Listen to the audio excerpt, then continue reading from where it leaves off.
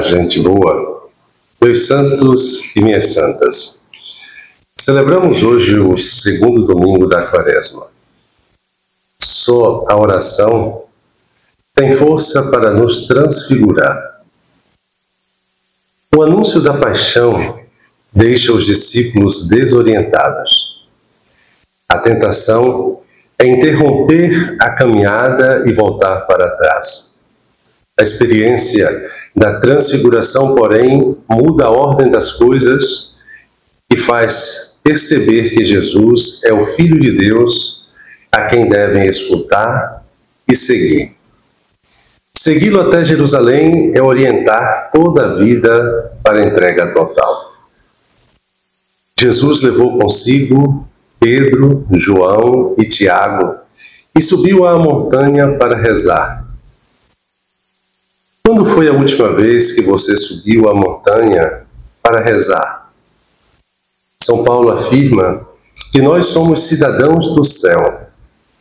Só a oração nos coloca em contato com o céu, com aquele que é fonte da nossa origem. Um cristão que não reza é vencido pelas diversas situações que não só o desfiguram por fora, mas sobretudo por dentro. Quando diariamente não separamos um tempo para oração, para estarmos na presença de Deus, as preocupações da vida e as cobranças do mundo vão nos desfigurando e nos enchendo de angústia, de medo, de solidão. Só a oração pode nos transfigurar, como também transfigurar a realidade à nossa volta. Enquanto rezava, seu rosto mudou de aparência e sua roupa ficou muito branca e brilhante. A desfiguração pode ser vista por toda a parte. Casamentos, relacionamentos, desfigurados pelo distanciamento, pelo desencanto e pelo ressentimento. Crianças, adolescentes e jovens desfigurados pelo vício das telas. Pessoas desfiguradas por algum tipo de vício, pela cobrança no trabalho, pelas pressões do mundo, pela sobrevivência da família. Cidades desfiguradas pela violência, pelo tráfico, pelo fechamento das pessoas em seus próprios interesses. Um mundo desfigurado pela guerra, pela fome. Igrejas desfiguradas por escândalos. Uma fé desfigurada pela incapacidade de esperar em Deus. Jesus se deparou inúmeras vezes com pessoas desfiguradas. E ele mesmo sofreu a desfiguração da cruz. No entanto, sua experiência de transfiguração nos revela que por trás da sombra da cruz há a luz da ressurreição. Por trás da dor do sacrifício há a alegria da salvação. É por isso que o evangelista Lucas, ao narrar a transfiguração de Jesus, menciona a sua glória. Glória é um termo bíblico usado para falar da presença de Deus. Na carne humana é frágil de Jesus, que como a nossa se desfigura dia a dia. Habita a presença de Deus que tudo transfigura. É assim que também está na nossa carne, no nosso existir.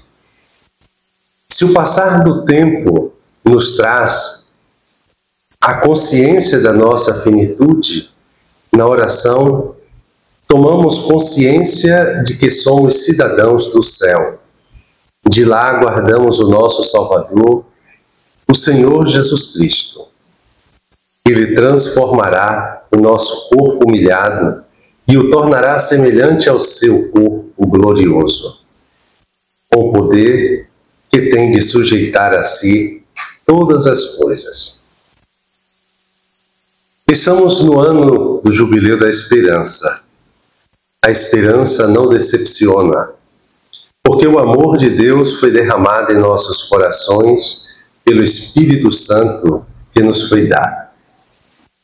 A esperança é a força divina capaz de transfigurar a nossa vida. Ela nos recorda que o nosso corpo humilhado, que carrega em si a fragilidade da natureza humana, um corpo que morre um pouco a cada dia, está destinado a se tornar corpo glorioso, pleno de vida, transfigurado definitivamente pela nossa ressurreição futura. Portanto, qualquer que seja a nossa experiência de desfiguração, ela é temporária e não definitiva. Há um detalhe importante na experiência da transfiguração de Jesus. Embora ele se encontrasse na glória de Deus, onde estavam Moisés e Elias, os três conversavam sobre a morte que Jesus iria sofrer em Jerusalém. Isso nos revela que a verdadeira oração nunca é fuga da vida, mas coragem para enfrentar aquilo que faz parte do nosso caminho de vida. A oração não é o momento em que Deus nos tira do mundo e nos blinda contra a dor e o sofrimento, mas o momento em que Ele nos dá o seu Espírito, para que possamos nos manter fiéis à nossa missão, enfrentando nossa experiência de cruz na certeza de que ela terá como desdobramento a nossa participação na glória de Deus. Por isso, a nossa oração nunca pode se tornar fuga da realidade, mas lugar onde a nossa realidade desfigurada recebe a garantia da transfiguração que Deus opera na história de quem a Ele se confia na oração. Presenciando a oração de Jesus, Pedro, Tiago e João foram envolvidos por uma nuvem, símbolo bíblico da presença de Deus, e ouviram a sua voz. Este é o meu filho escolhido. Escutai o que ele diz. Nós reclamamos que não ouvimos a voz de Deus em nossa oração. Mas essa voz está na pessoa do seu Filho Jesus. Escutar Jesus significa aprender com Ele como lidar com nossas experiências de desfiguração. Como tomar consciência da realidade que nos cabe enfrentar e, sobretudo, como rezar.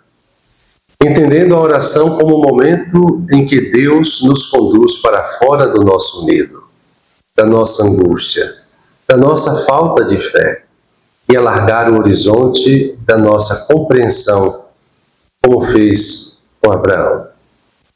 O Senhor conduziu Abraão para fora e disse: olha para o céu e conta as estrelas, se fores capaz. E acrescentou: assim será a tua descendência. Eis a importância da esperança em nossa vida. Ela nos conduz para fora da estreiteza do nosso olhar e nos faz enxergar a amplitude do horizonte da nossa vida. A vida não é somente aquilo que estamos conseguindo enxergar neste momento. Deus vê de cima, vê do alto, e por isso nos convida a olhar para o céu e tentar contar as estrelas. Elas são tão numerosas quanto a areia das praias.